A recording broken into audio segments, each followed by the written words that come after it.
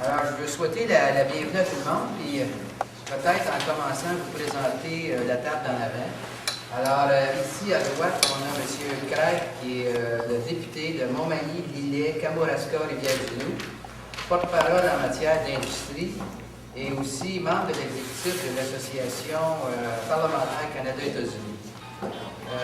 For my American friends, don't be afraid, we'll do translation all along the press conference. Right by my side here, well known in America, a rising star in America. This is Dan Stewart, Mayor of Plattsburgh. On my left here, we have Alain Boire. He's our host today. He's a member of Parliament from Bois-Salaberry, and he's the member responsible for the border here. And we have Serge Ménard, who is he's our critic for security, and it's very important we have him here today because he's going to be talking also about security at the borders. Aussi, on a des invités. We have guests also. Tu m'as donné la feuille, Joanne? Okay, we have from the Chamber of Commerce in Plattsburgh, we have Gary Douglas, who's here. Stand up, Gary.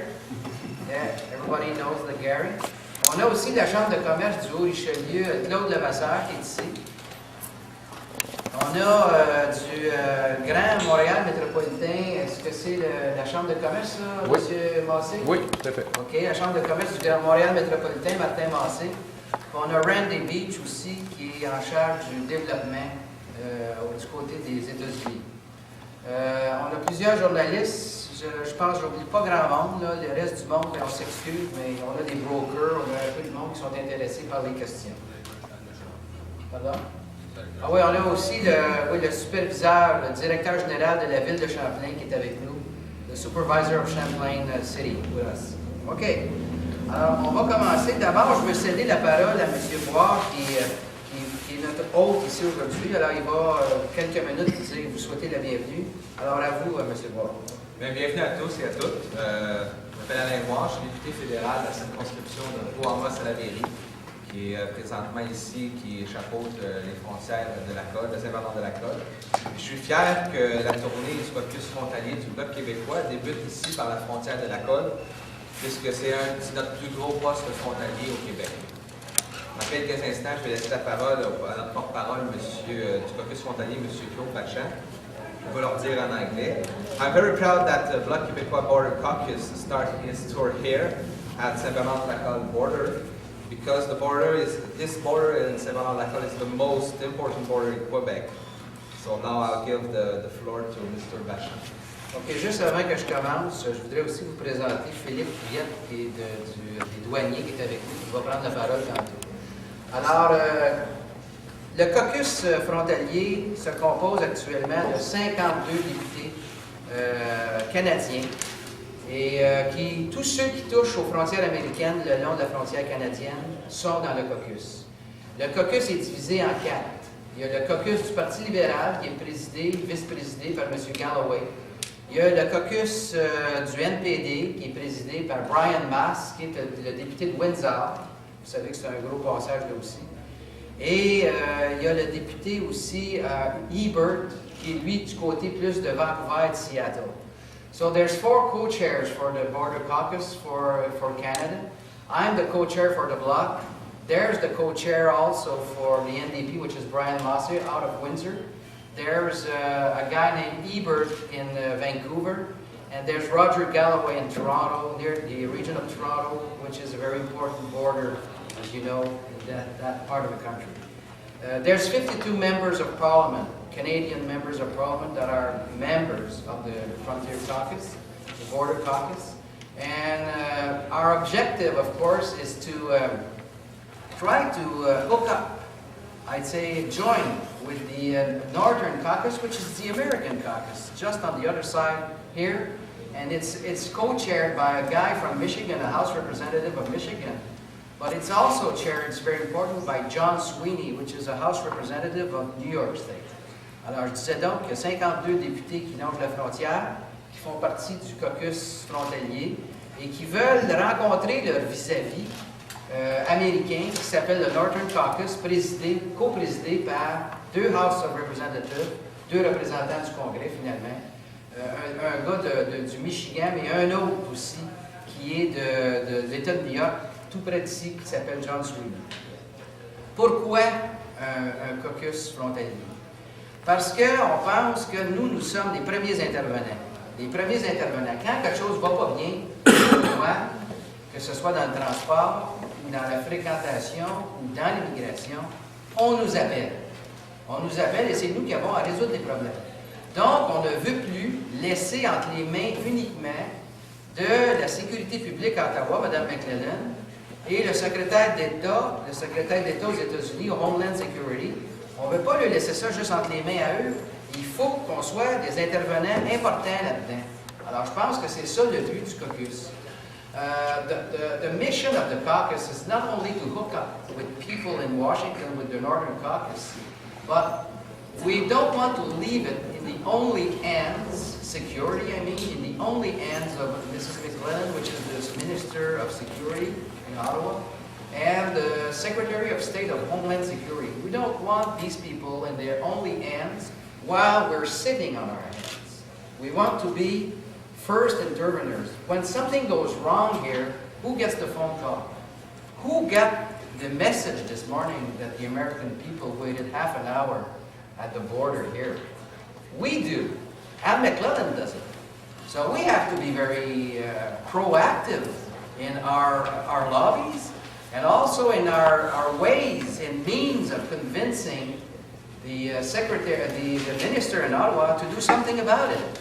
We don't want to leave that only in their own hands. We have to get involved in there and make sure that our traffic is fluid, the security is top gun here, and it's not the case right now.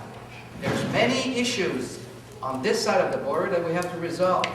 But also on the other side of the border, in Washington, there are all sorts of issues there also. I've been told this morning that President Bush has said that we want to revisit the issue of passports. So that's a good sign. But if we go there more often, and we want to go there more often, it would probably resolve a lot of things. Alors je vous disais donc qu'on ne veut pas laisser ça juste entre les mains de la sécurité publique à Ottawa et du Homeland Security aux États-Unis. On veut s'impliquer. Et on est les premiers intervenants. Et quand il se passe quelque chose aux douanes, c'est nous qui avons les appels. Et ce matin, l'exemple typique, c'est de dire, bien, on a une attente de 30 minutes aux douanes, puis nos douaniers ont commencé à demander les passeports aux gens américains, même si eux aussi le demandent depuis quelque temps. Alors donc, on veut s'impliquer fortement là-dedans. J'ai aussi avec moi, et je vais lui passer la parole dans quelques minutes, M. Ménard, qui va faire un bout sur la sécurité. Parce qu'on entend faire une tournée des postes frontaliers au Québec avec un thème à chaque place. Ici, c'est la sécurité, parce que c'est très d'actualité, puis on veut déjà commencer à s'en mêler. I'm telling you that there will be some teams, some specific issues, because there are a lot of gateways along the front of the border. We're going to do this thing here today on security, but we'll have also to do it on immigration, on passports, on all sorts of things. Being important, maintaining the fluidity of the commercial traffic at the borders. So on this, I think I might as well go and give the last words on the security to Mr. Ménard. And afterwards, we're going to be entertaining you. We have somebody from the RCMP here, and we have somebody from the workers at the frontier workers here, the border workers. They're going to be telling you in a few moments how it goes, what they intend to do, and then we'll come back to me to close up the meeting. So I will give the floor now to Mr. Ménard. Je vais maintenant donner la parole à M. Ménard, qui est notre responsable à la sécurité publique, qui va vous dire en quelques mots de quelle façon on voit la sécurité, mais sur les enjeux du caucus frontalier, je pense que j'ai fait le tour. De toute façon, par la suite, on va être ouvert aux questions. Alors, M. Ménard, allez-y. Bon. La réunion des douanes et des forces de police sous un seul ministère était une bonne décision. Mais malheureusement, nous sommes pris avec une ministre qui ne semble pas avoir une vision très claire de comment elle doit coordonner et que les efforts qui doivent être faits pour à la fois lutter plus efficacement contre les grandes organisations criminelles qui passent les douanes, mais aussi sans abandonner la surveillance quotidienne des douanes pour une criminalité moins importante. Et le premier signe de ça, c'est que la GRC a décidé de fermer 9 postes qui couvraient différentes frontières pour concentrer ses agents dans la lutte aux grandes organisations, sur les grandes organisations. J'ai écouté, monsieur, que nous avons convoqué au comité sur la sécurité nationale et la protection civile du Parlement, du sous-comité. Nous avons convoqué le commissaire à la gendarmerie de Montréal, M. Zaccardelli. Je dois dire qu'après l'avoir écouté, il m'a convaincu qu'il a besoin de plus de personnel pour lutter contre les grandes organisations criminelles.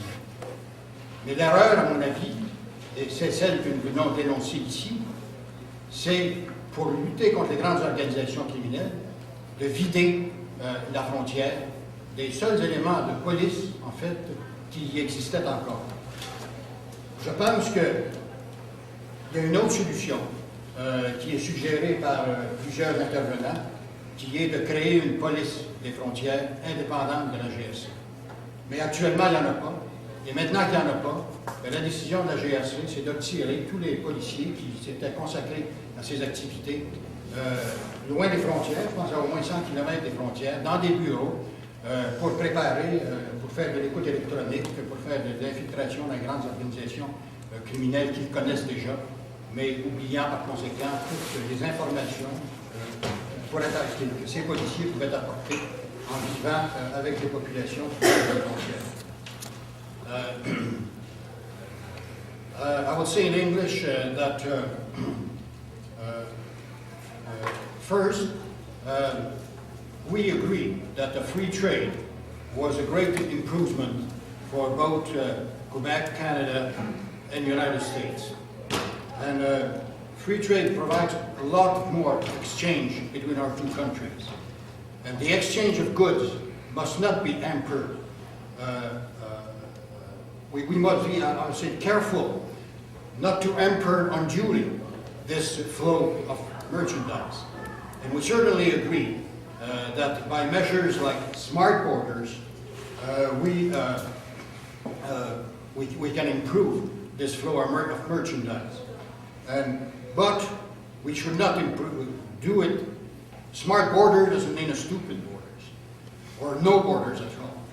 Smart borders means all the means we can take to identify certain trucks or certain movements of goods that are regular on a regular basis, that we can check many times at the origins, and so that when they come to the borders, they can pass quickly.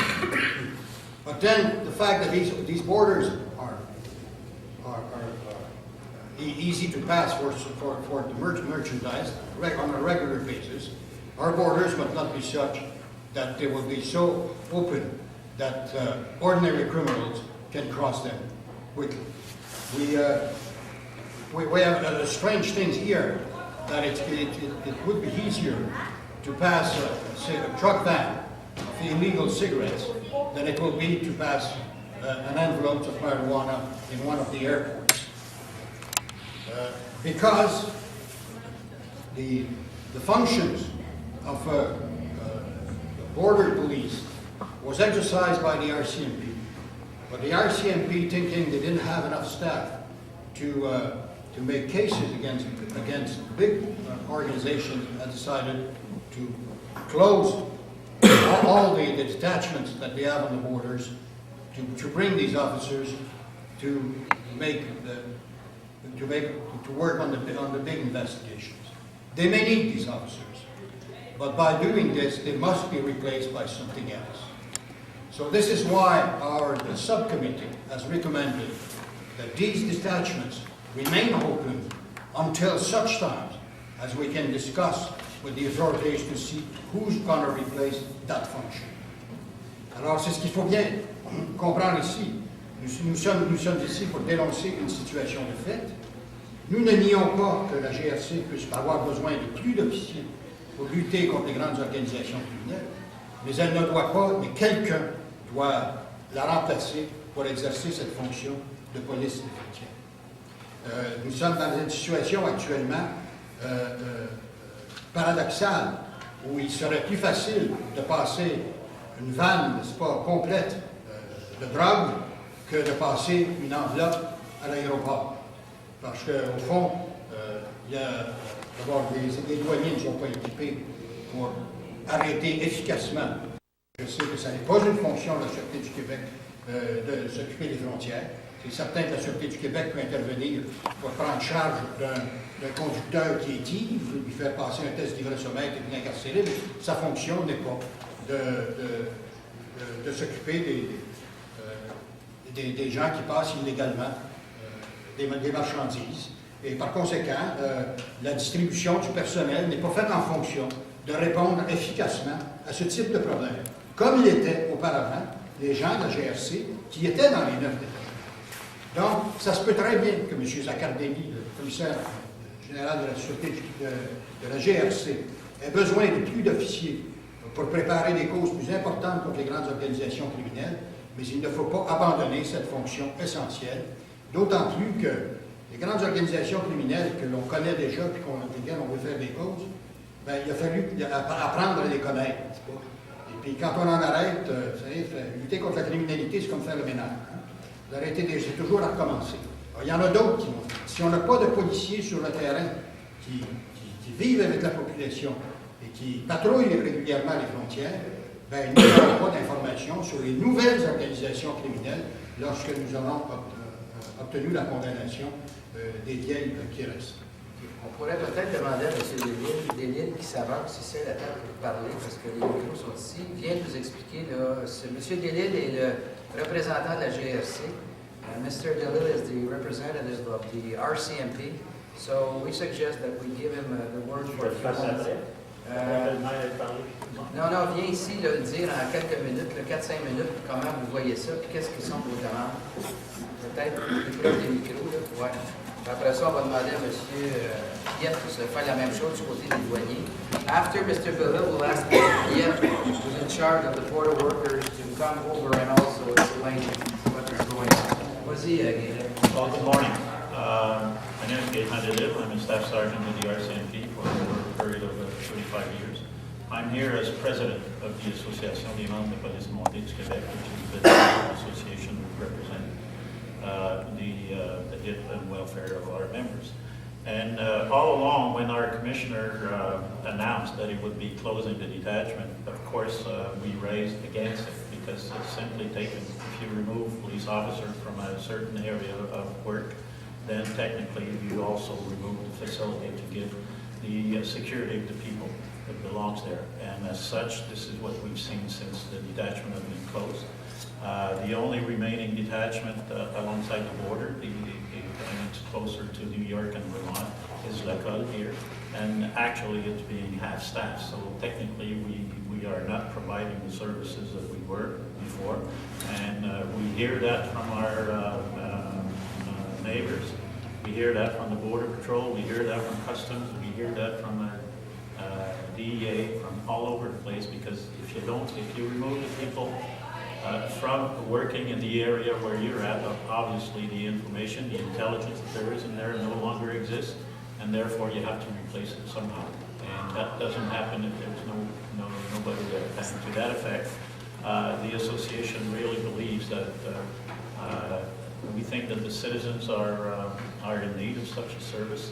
There was an urgent service when we were there, and it's still there. However, there's no more people to do those jobs. And we just want to alert the population that effectively they were waiting for members of the RCMP who before were tasked with answering the request from Customs, because we by law are the people that are being tasked to do the follow-up of all those investigations, that it's no longer being performed in those specific area, and it's only being performed on a smaller scale here in Lacolle because of our reduced staff. And this is our position that we've been saying all along. Oui, c'est ça que je t'ai pas continué là. Je juste pour dire qu'il y a eu On a été quand même choyés. Moi-même, j'ai été témoigné devant le comité de la justice pour dénoncer cette décision administrative-là de la part de nos dirigeants. Et c'est de valeur parce que, comme on disait ouvertement aux politiciens, c'est que dans des décisions qui sont administratives de ce calibre-là, il y a de valeur de constater que nos dirigeants, à nous, ne sont pas imputables des décisions qu'ils prennent. Et ce faisant, il n'y a aucun autre mécanisme en place desquels on peut s'adresser pour justement faire valoir ces points-là. Donc, au niveau de l'Association des membres de police montée du Québec, elle s'interrompt grandement tant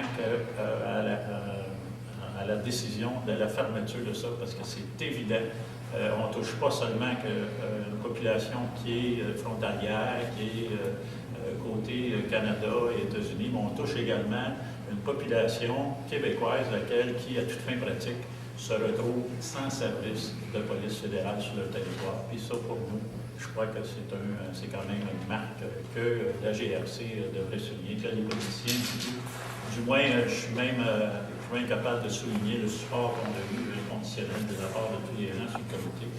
Et puis là-dessus, je peux vous dire qu'au niveau, je crois comprendre qu'il y a une révision qui se fait, mais il s'agit absolument de mettre de la pression et de continuer la pression qui se fait.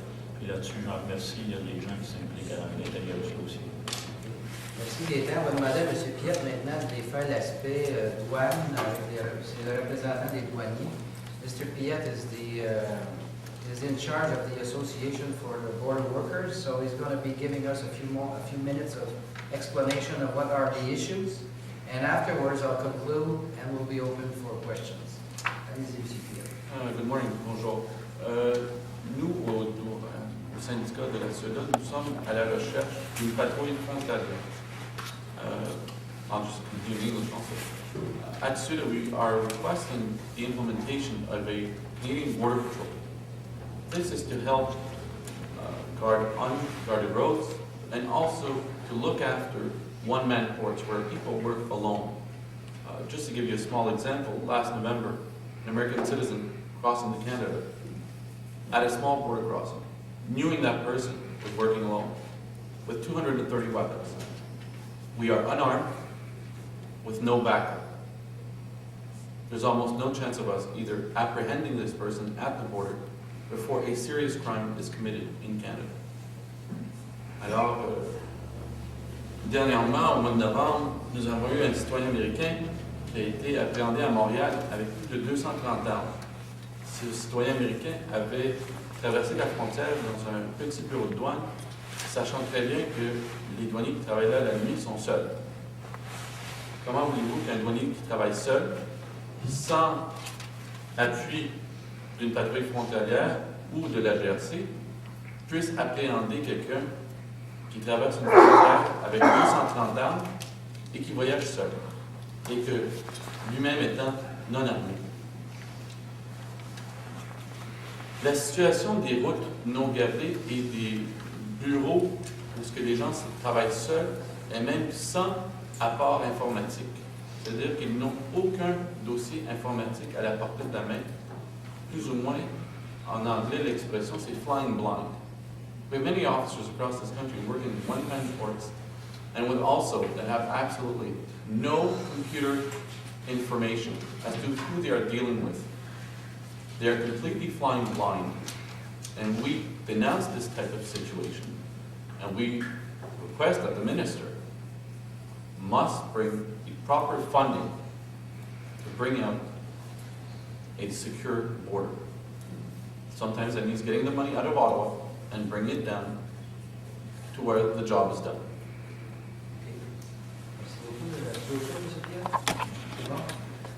OK, vu qu'on a des officiels en avant, je vais demander de faire chacun 1 ou 2 minutes. Là. Je vais demander à notre invité international si vous avez vu que ce sont des élus qui sont à la table.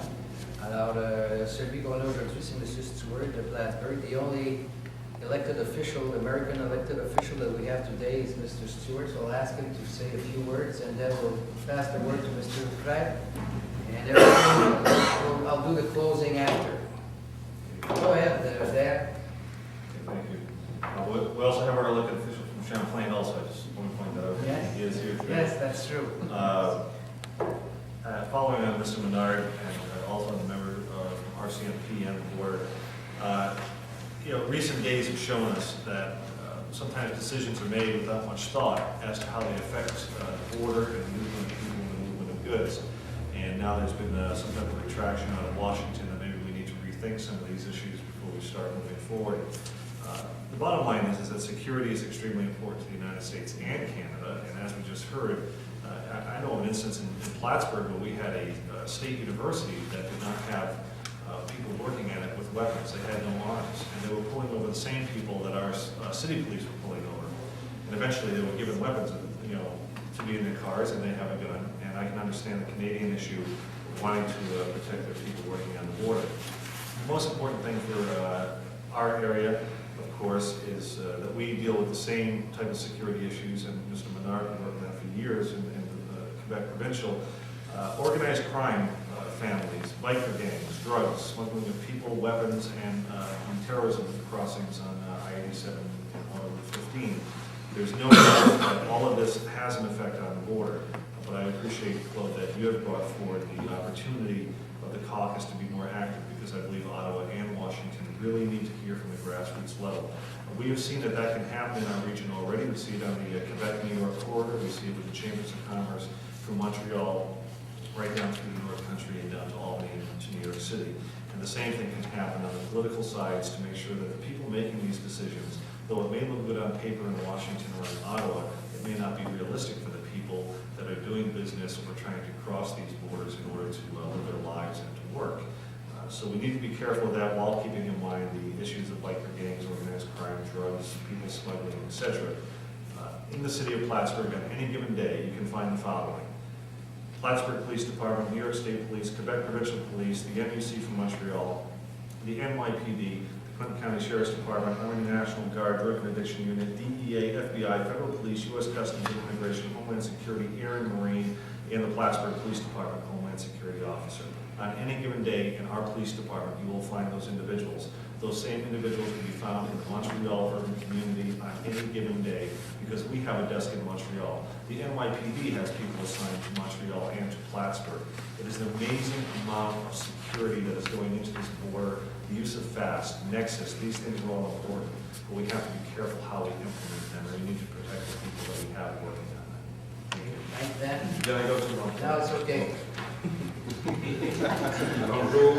Je vais juste vous dire que moi, je suis très heureux que le Caucus des frontières existe, parce que ça va nous permettre de poser des actions complètes politiques. Il y en a une, la suite de ce que M. Ménard disait, sur le plancher de la Chambre des communes. La semaine prochaine, il va y avoir le débat de cette motion qui, finalement, condamne la position du commissaire de la GRC, demande que les postes de la GRC soient réouverts. Un débat de 3 heures, il y aura un vote. Donc, et je crois que nous allons avoir la majorité de la Chambre des communes là-dessus, en espérant que ça amènera le gouvernement à changer de position. Mais c'est important aussi qu'on s'assure de gestes plus à long terme. Depuis 1 an, les députés fédéraux maintenant peuvent aller à Washington 4 fois par année avec leur système de déplacement, ce qui n'existait pas avant. On veut essayer de gagner qu'il puisse y avoir des déplacements ailleurs aux États-Unis, parce qu'il n'y a pas rien que les Américains à Washington, il y a des Américains partout, que ça peut être intéressant qu'on puisse aller voir. Et à l'Association interparlementaire Canada-États-Unis, on s'est rendu compte que la situation a changé complètement depuis le 11 septembre 2001. Les Américains ont des préoccupations de sécurité auxquelles il faut qu'on réponde. Et actuellement, le message qui est envoyé par le gouvernement canadien, c'est oui, nous sommes censés avoir besoin, mais en contrepartie, nous enlevons les effectifs, et ça, c'est inacceptable. So I will conclude in saying that I hope that the next meeting will be a moment when we can speak about the fact of the reality of the industry. We have to export to the United States and to have to change smart regulations to pass through the border correctly and for a better trade with the United States. Merci, Paul. OK, en conclusion, je pense que vous avez compris qu'aujourd'hui, on lance le comité frontalier, très important. Il ne faudra pas que ça passe inaperçu non plus, là, parce qu'il y a des enjeux de sécurité, mais il y a des enjeux aussi commerciaux, des enjeux d'immigration. On va avoir ces thèmes-là qui vont être développés aux différents postes frontaliers qu'on va faire dans la prochaine année. Mais je pense que l'important aujourd'hui, c'est aussi la fondation du Caucus. frontalier. Imaginez que 52 députés vont aller voir le ministre et lui dire, écoute, là, ce que tu annonces, là, ou tu vas annoncer, c'est pas bon pour nous sur le terrain, c'est pas ça qu'on veut. Alors donc, c'est ça qui est très important aujourd'hui. On veut assortir ça du fait aussi qu'on puisse se rendre à Washington, rencontrer nos vis-à-vis et les sensibiliser aux différents enjeux auxquels ils font face et auxquels nous faisons face. So in conclusion, I have to tell you that the main news today for us is the creation of that border. Security is the first example, the first issue we selected because it's very important nowadays. But I think you have to understand the most important fact is when 52 members of Parliament will be addressing the Minister of Security in Ottawa, she will have to listen. Especially, it's not only the Bloc that will do that. It's all of the members from all of the parties that are going to telling them, well, this issue, be careful because we're going to have to negotiate that and apply that in our own regions.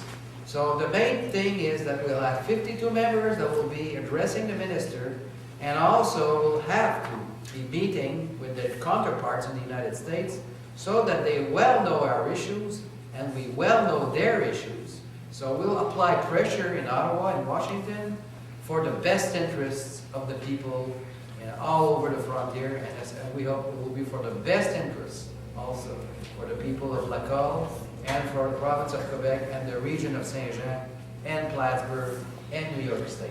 So thank you for your presence, and we're now open for questions. On est maintenant ouvert aux questions, à moins que vous vouliez faire des rencontres individuelles. We could also have individual meeting with the media if you'd rather prefer. Are there any questions from the media? I got one, Claude. Yes, sure. Is today at the border an example of what we can expect in the future? The 30-minute wait. Well, not so much as 30-minute wait. When I got there, I've experienced going south. Once in a while, you get somebody who's a little edgy and not too easy to get along with that's asking you the questions. I experienced that for the first time coming in today. Almost, I won't call them sarcastic, but close to it. Wondering why I've been crossing this border since I was born 58 years ago, 3 days ago, with no problems. And all of a sudden today, I didn't have my birth certificate with me, didn't have a passport.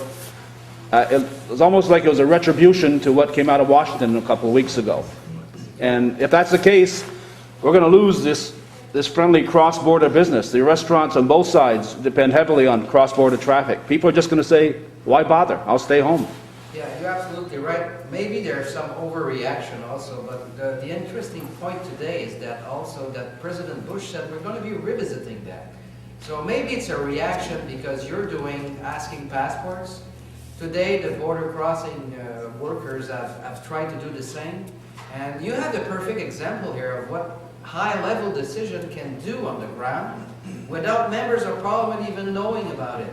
So we're here today to tell you that we want to be advised also when something goes wrong so that we can, bring it over to the caucus and say in Washington and in Ottawa, I think you're on the wrong way, you're in the wrong business. We want to keep fluidity. We want people to travel from one side of the border to the other, not only for restaurants, but for tourism, and also for meeting people. I think we're a special and distinct society here. I think that you like that, and I think that we have to favor that also. It's not by upgrading security measures and preventing people from traveling freely that will achieve these issues. So it's been noted this morning. You're not the only one that talked to me about it. Almost all of you American people that came here this morning told us there's a problem. We'll seize ourselves with this problem and we'll try to resolve it in Ottawa. And with 52 members now implicated, I think it will be easier.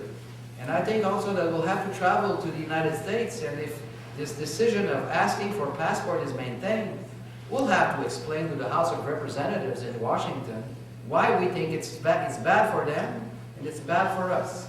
So we have the perfect example this morning, and I think it's very vital that we create that caucus so that we can entertain these links with our friends, American friends. I hate to break the news to Claude, but this has been going on for a while. Okay, there's been a problem at the border for a period of time now. coming in on the Canadian side, where people have been, what they feel is harassed, just as many Canadians and Quebecers coming into the States feel harassed when they cross the United States border, with questions, where's your passport, do you know I can turn you away if I want to, and that is not specific to just this morning. That has been going on for a matter of months now. The same feeling comes from Quebecers that are moving to the south, going down to Florida, wherever they're going for the winter, and they feel as though sometimes they are harassed at the U.S. Customs side. I think those issues need to be addressed, and that the rules can't change halfway through every day on how somebody feels sitting in the booth. There have to be specific rules as to how you get in and out of the country, and that they should be maintained and kept at a status where you don't change it, where one day you can come in with your license and the next day they're going to demand a passport, because some people were turned away today without passports. Okay, yes? Why are you creating the border caucus now? Many of the issues that you've been talking about, as Dan just mentioned, have been building for years. Yeah. Well, first of all, I know that you're aware of our famous triangle of excellence. It's been at least 6 or 7 years now we're working together. But we know also what our capacities are. I mean, if I'm the only member of Parliament, and I have the mayor here, which is very influent in Albany, in Washington, and I have the mayor in Burlington also, which is very influent in Vermont and Washington. Even though we're very influent, we have a limitation, which is the limitation of the numbers. We're only 3. But if we're 52 in Canada, and I think there are over 30 in the United States, I think we'll have a better advantage. And I think that the ministers or the Secretary of States in the United States will be closely hearing, and will have much more influence, I think, upon them. And that's why I'm telling you, we don't want to sit on our own hands anymore. We want to be involved. And when there are some policies that are going to be brought forward in Ottawa or Washington, we want to be there and say to them, well, we think it's okay, but you should correct this. Or we think it's not okay, and we think you're in a bad spot if you do that. I think they need some input. They don't have too much input now. But I think with 52 members in Canada and 30 members at the House of Representatives, I think they'll have input now and they'll have to be listening. Claude, has the issue with the truck slowdowns at the Canadian border, has that been resolved? Well, partly, but I think Gary Douglas will be very glad to explain to you that in the near future, we'll be discriminating truck traffic way before they arrive at the border here. I think that's important because that is slowing down. There's a neck bottle. They're neck bottling here, and I think that taking the trucks and sending them to their commercial treatment at the borders, American borders, will be helpful. It was a few years ago, maybe a few months ago, we had trucks here lined up for 7 kilometers. I mean, even some truckers got killed a couple of times. So we have to resolve that. And that is the fluidity of commercial fluidity. That's important. I think you're doing your share.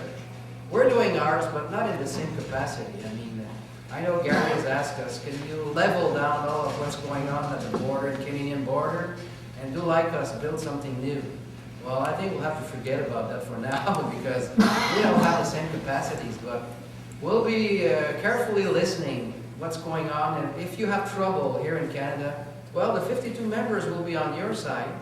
And I think that the new way that they're going to be settling the new border here, the American border, I think it will resolve the problem once and for all. We're very eager to see it happen. How much of the focus will the caucus be looking at Champlain-Macole versus all of the other border crossings? Well, that's a good question. Well, it's a good sign, like Alain told you earlier, that we have the first one here. The foundation of the caucus is here in Laval. For the Bloc Québécois, which is a party, we're one of the 4 parties composing the caucus. It's very important here because it's the main crossing from Quebec to the United States. It's a very important triangle between Boston, New York, and Montreal. So whether we want it or not, it will keep attention. We'll keep attention here. Of course, there are some small crossings. I think Mr. Piet told you earlier, where there's only one person in the booth. So they can't expect us to have a national press conference there. But we'll be trying to, make sure that nobody's forgotten. But the main entries, the main gateways will have to be treated in a special factor. I mean, there's so many traffic going on here. And we're also trying to, try to explain to our industries what important programs like Nexus, Express, or even CTPAT that's coming over now. I think it could be very bad if our industries don't adapt to that.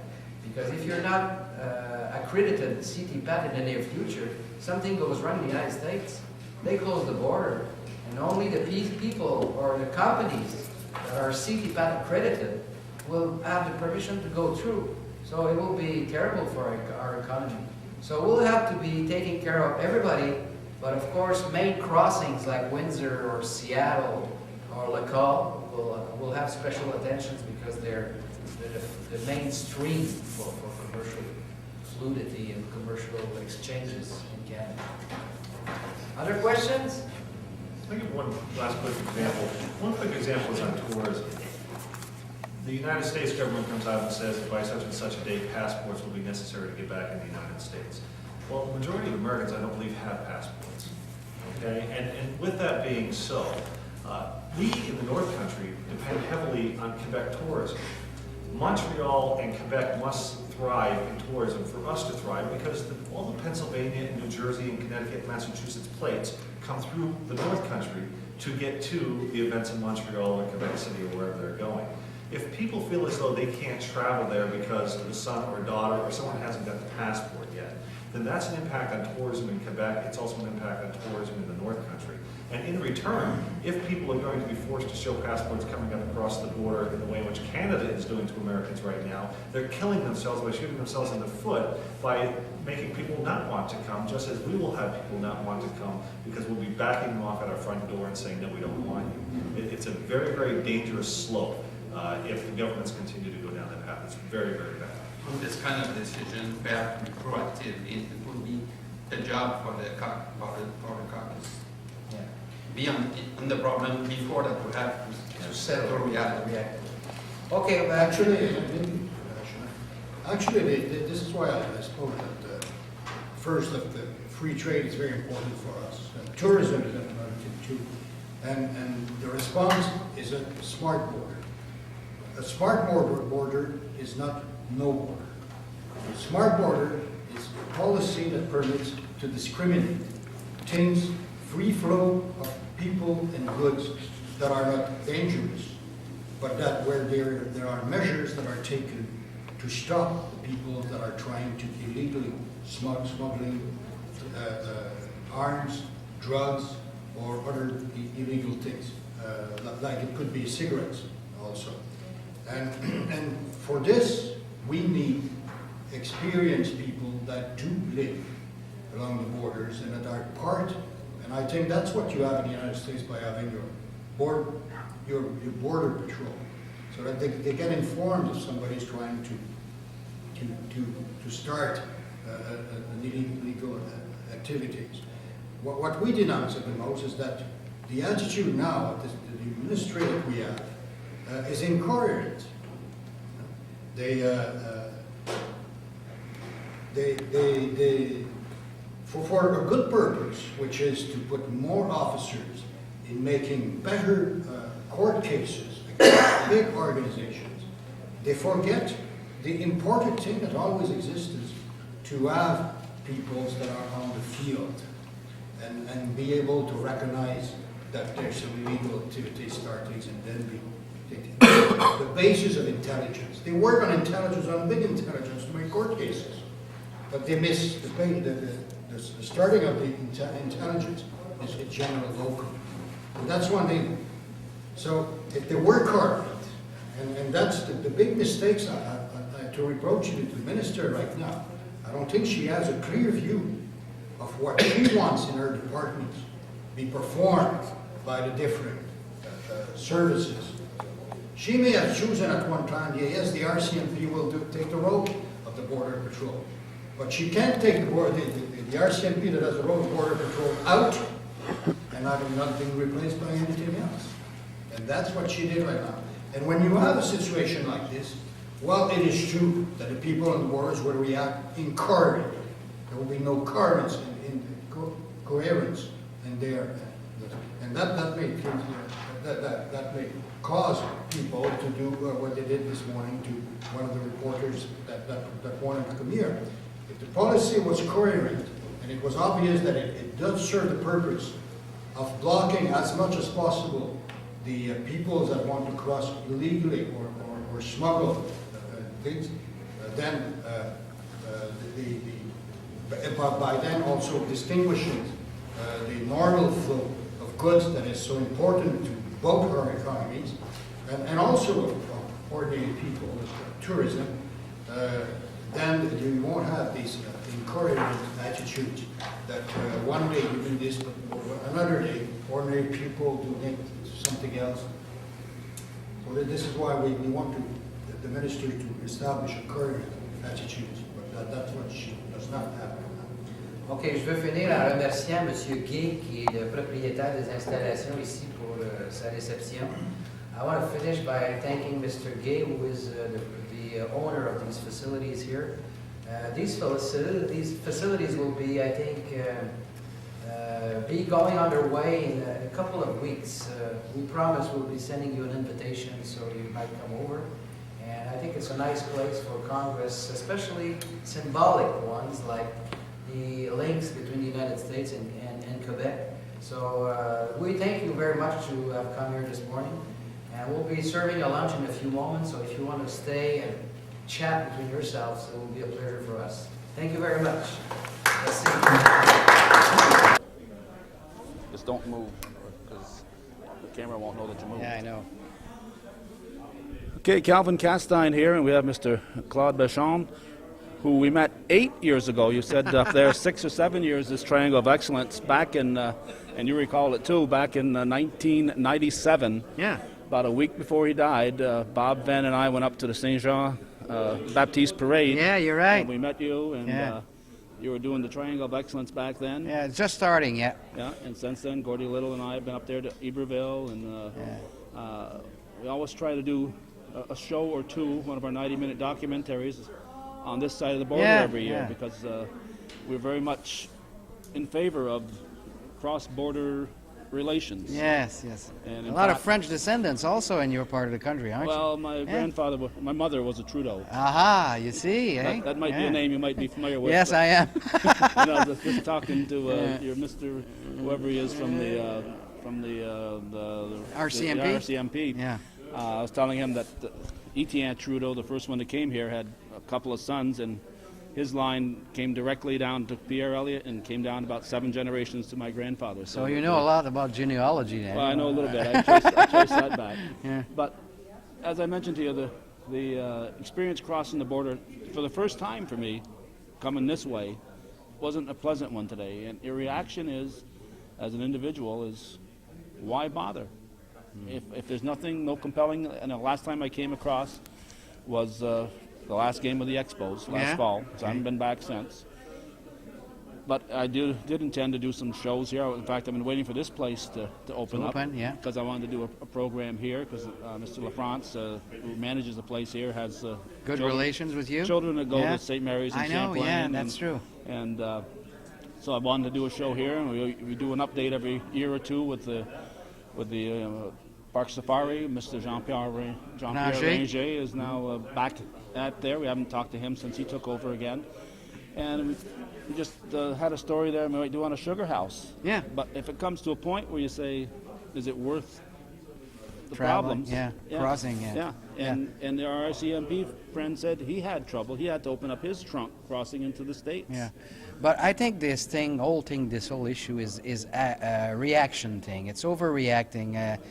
I want to tell you also that it's been a few months, at least maybe a few years, that on your own side of the country they're asking for passports. So you must not be surprised that there's an overreaction here, and people one day will say, well, they're asking for some passports, we'll be asking for their passports. Mm-hmm. But I don't think that's the way of resolving things, though. No. Action, reaction, I don't think that's the way. The way of resolving things is having input into the main deciders, which are Minister of Security, Public Security in Ottawa, and your Homeland State Department in the United States. The way of doing that is to try to influence them. So if I go all by myself talking to the Secretary of State of Homeland Security, I'm pretty sure I won't succeed even meeting him. And if somebody wants to go and meet with our minister, it's probably the same. But if 52 members of Parliament alongside the border, the Canadian border, go to Washington or go to their minister, they'll have to be listening. So we're the front line here. Members of Parliament or House Representatives are the front line. When something goes wrong here, we have the phone call. We had your complaint this morning. Right. It's not the minister that had it or the Homeland Security Secretary of State. So we have to approach it on a way that they have to understand that we can have an input in their decision.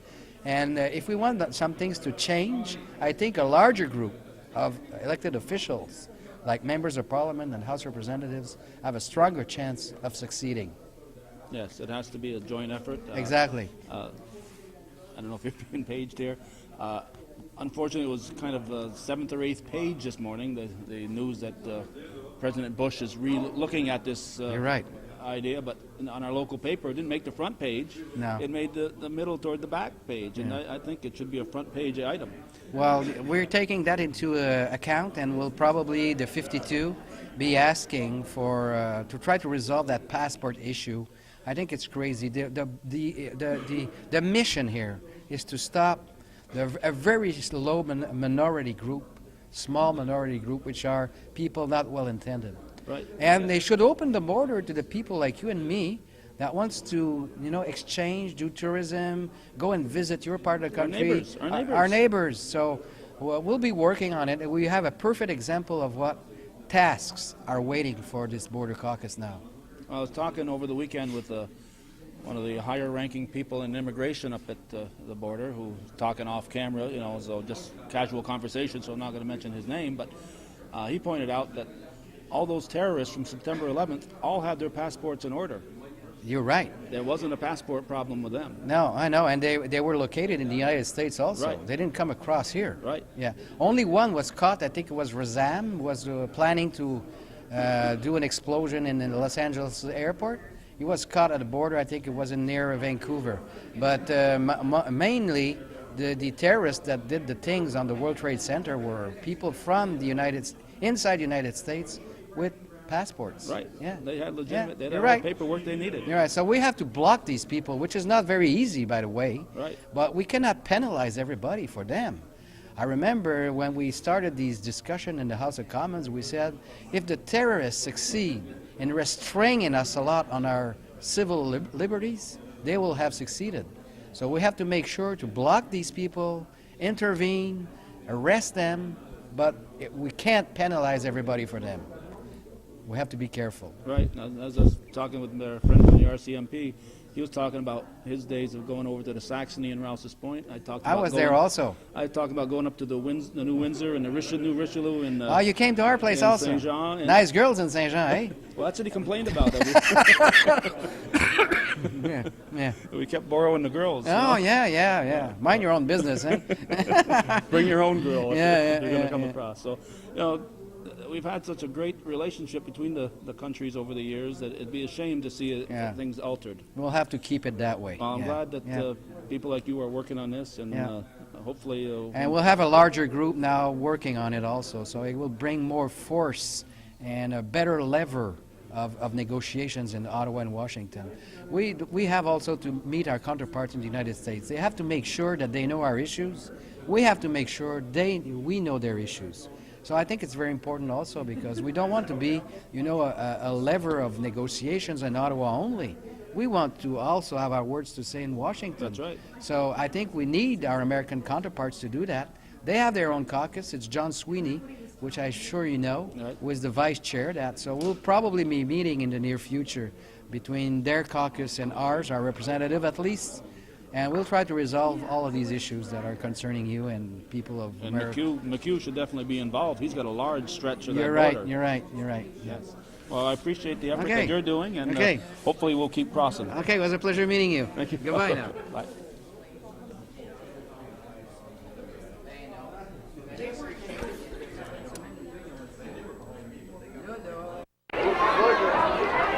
Look at the cheating here. Cheating going on.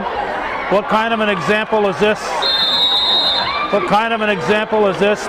Morelli off the bench, cheating. Luckily the ref caught it. This is worse than the WWE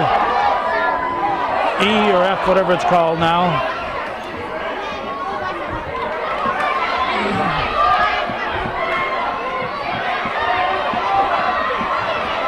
.440 left in the game.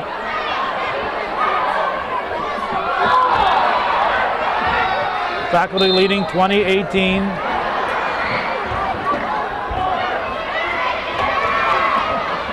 Loose ball.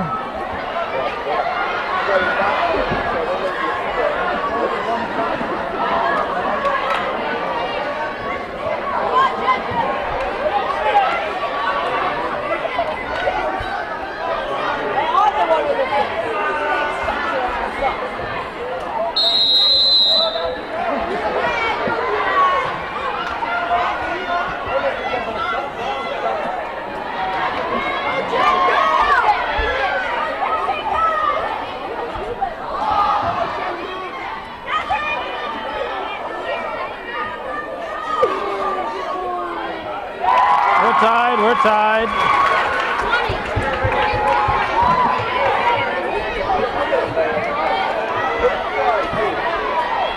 There's Graves. Up to Passano. Jim Passano missed it by a mile. 3:22 to go.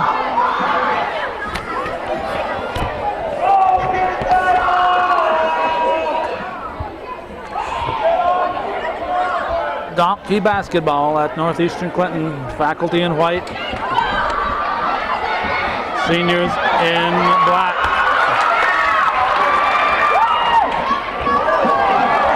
Look out.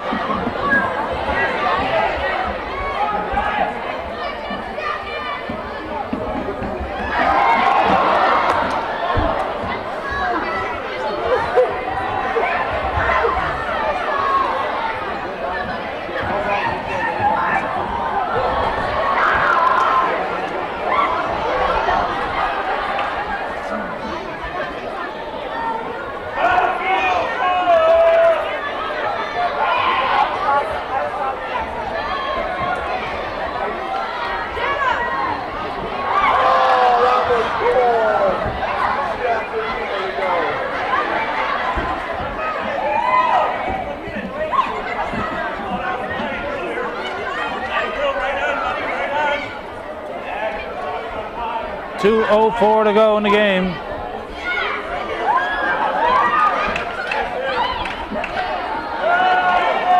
Passano makes this one.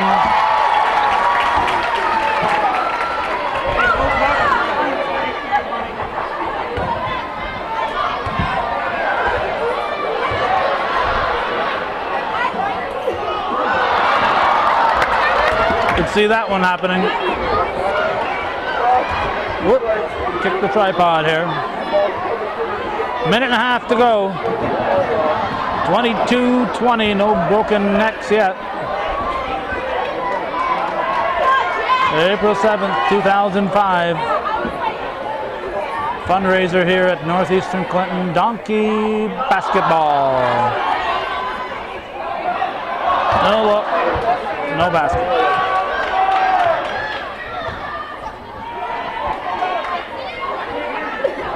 Look out.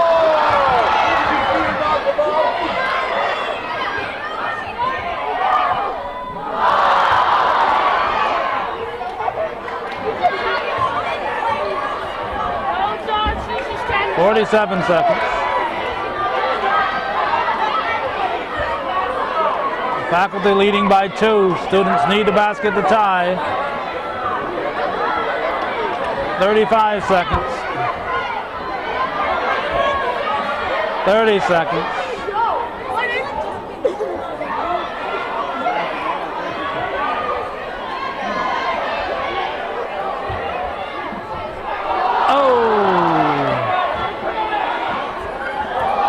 Gave up his body trying to get the rebound. 8 seconds. And that'll do it. Faculty's going to win 22-20.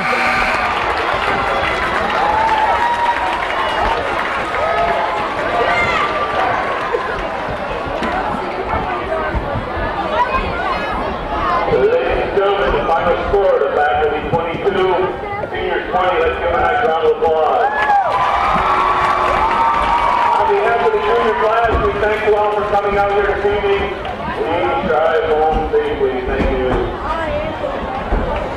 All right, must be a big sale going on outside at the hot dog stand. And everybody heading for the door. Thanks for watching. For those of you supporting Hometown Cable, viewer-supported local television, you've been watching Donkey Basketball at Northeastern Clinton. April 7th, 2005. That's the way it was.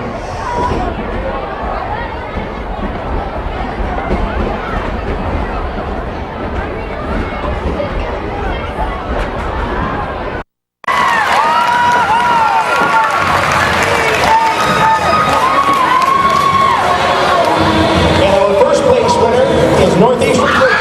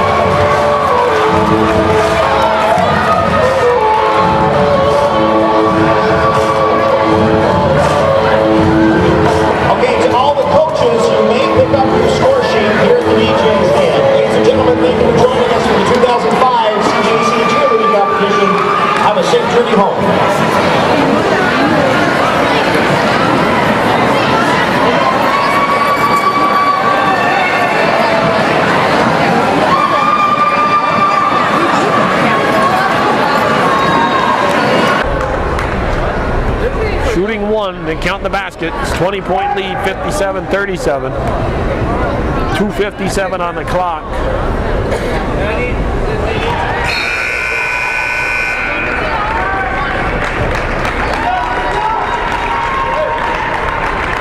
Number 25, Steely Falcon comes into contest, placing Walker.